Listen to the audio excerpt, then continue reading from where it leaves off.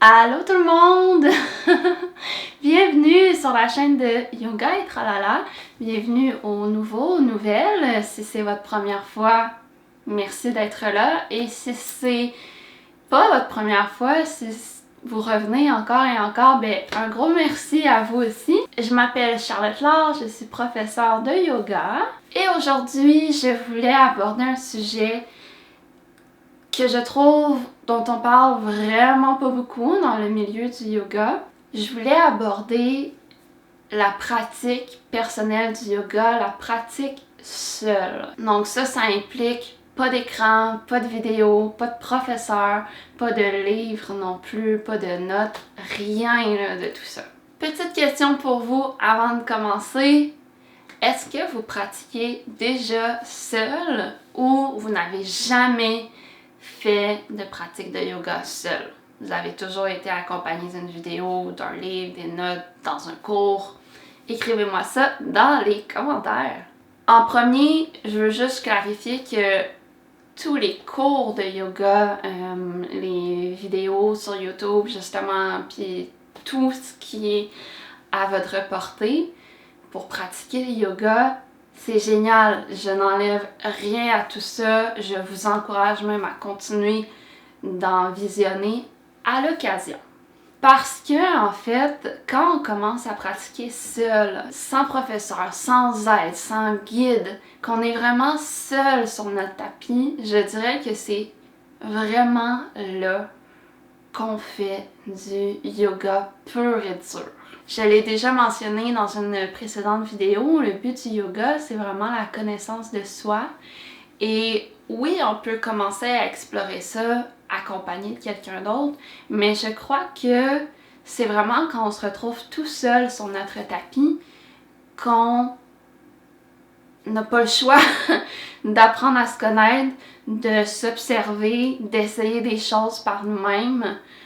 Et c'est là qu'on se connecte vraiment à soi, à son corps, à ses sensations. Quand il y a un professeur, quand il y a un guide, oui, on peut se connecter à soi, c'est sûr. Sauf que c'est différent quand on est tout seul. Quand il y a un guide, il y a une voix qui nous englobe, à laquelle on se fie.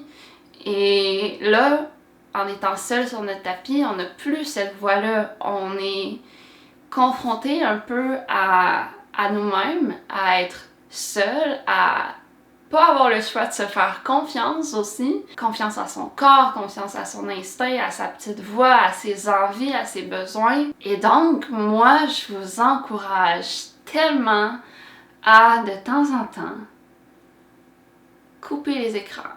Fermez la télé, fermez vos ordinateurs, fermez vos livres, vos notes, etc. pour faire des séances de yoga seul. Complètement seul. C'est pas évident, ça fait peur, c'est tout à fait nouveau, c'est confrontant comme je l'ai dit, mais c'est là qu'on touche au cœur du yoga.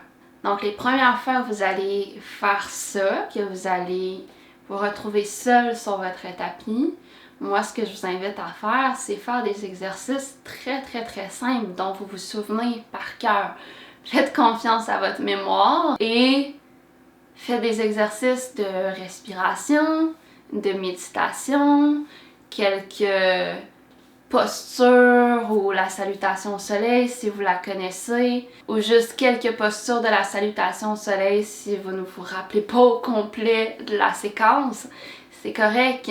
Ça n'a jamais besoin d'être parfait, le yoga. Le yoga, c'est une pratique expérientielle. On expérimente toujours, on explore. On veut toujours rester le plus possible dans un état d'esprit d'enfant, un peu, je veux dire, de rester ouvert, super curieux, super joueur, d'explorer, sortir des moules, des préjugés super établis sur le yoga. C'est supposé être super zen, super sérieux. Ça n'a pas besoin de l'être, c'est correct si vous partez à rire sur votre tapis ou si vous partez à pleurer aussi, parce que, on va se le dire, le yoga, donc ça nous connecte à nous et ça fait souvent peut-être pas si souvent que ça, mais quelquefois ressortir des émotions très profondes, très cachées aussi souvent, donc de la tristesse, de la colère, de la peur, que vous ayez envie de pleurer en plein milieu de votre pratique, c'est tout à fait normal. Là, ça va être un autre travail d'accueillir ces émotions-là. Et je pense que justement, ces montées d'émotions-là sont plus souvent fréquentes quand on pratique seul. Quand on est entouré de gens, ça peut arriver aussi dans un cours de groupe ou juste en vidéo. Mais encore là, je pense qu'on est un petit peu moins connecté vraiment à soi. Et donc, ça arrive moins souvent.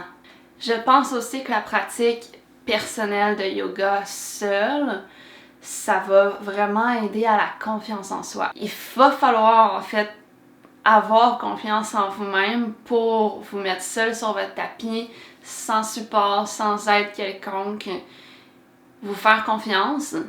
Et plus vous allez le faire, ben plus vous allez vous faire confiance. Pratiquer seul aussi, ben ça fait en sorte qu'on crée nous-mêmes nos séances, notre pratique complète, et qu'elle est donc plus adaptée vraiment à nous, à nos besoins, à nos envies. Et donc, ça va nous faire encore plus de bien. Oui, sortir de notre zone de confort, c'est un point aussi important dans le yoga, dans la vie en général. Et de suivre un prof qui nous guide, ça peut nous aider des fois à sortir de notre zone de confort. Mais je pense qu'on peut le faire nous-mêmes aussi, nous pousser un petit peu plus des fois, toujours en respectant ses limites, hein? Parce que ça, c'est très important pour la pratique seule. Les mots de base, là, les mots super importants, ça va être douceur, lenteur et respect de soi, de son corps, de ses limites. Donc, faites vraiment attention. C'est sûr que dans le yoga, comme dans n'importe quoi, oui, il y a des risques de blessures. Je peux pas vous promettre que vous allez jamais vous blesser en faisant du yoga. Mais si vous respectez ces trois mots-là, douceur, lenteur et respect de vous, de vos limites, si vous prenez le temps d'être bien à l'écoute de votre corps, que vous respectez, surtout dans les postures d'étirement. Souvent, on va vouloir aller à 100% de notre étirement, aller au maximum de où on peut aller pour voir justement où est-ce que je suis capable d'aller. Oui, c'est le fun de voir qu'on peut aller loin, mais moi, je dirais rester toujours à 80% dans n'importe quel exercice, mais surtout dans les étirements, parce que quand on va dans notre 100%, c'est tellement facile de dépasser notre 100% sans s'en rendre compte vraiment sur le coup.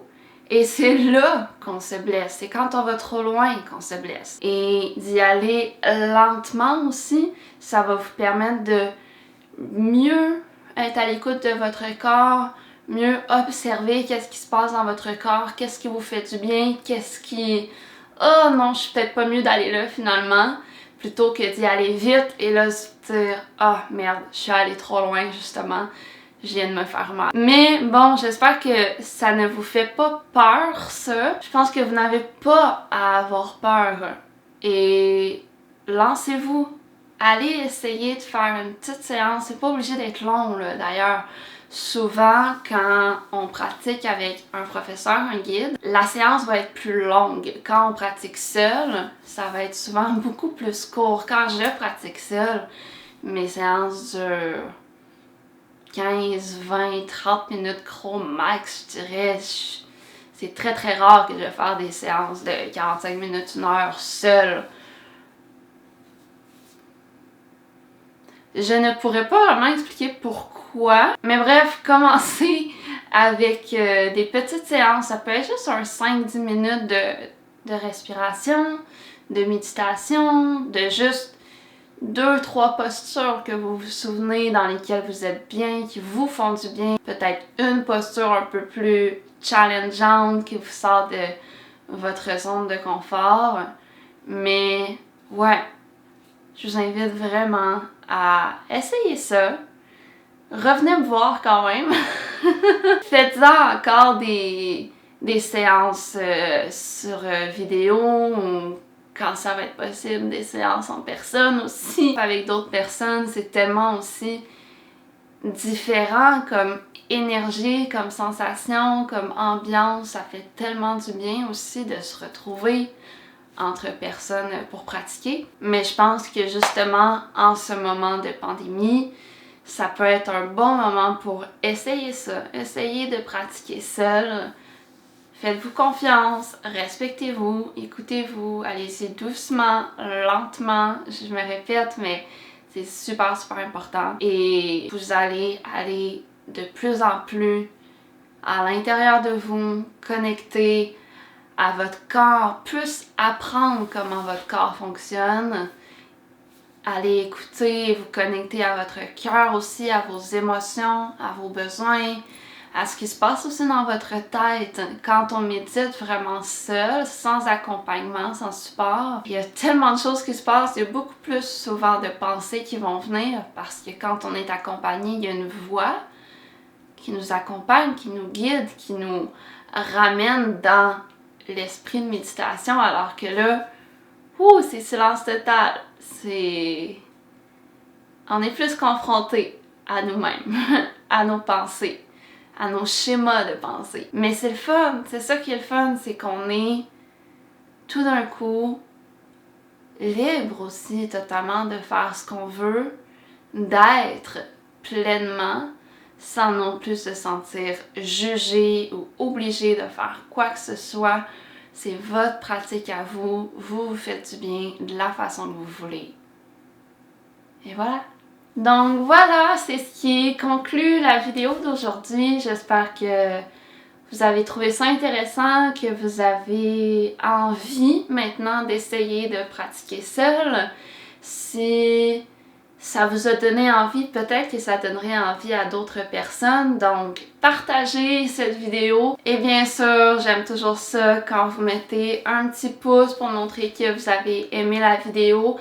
Abonnez-vous aussi pour ne pas manquer les prochaines vidéos. Ça me montre aussi que vous aimez mon contenu. Ça me fait plaisir. On se revoit très bientôt. Je vous dis namasté. Et prenez soin de vous. Bye bye tout le monde!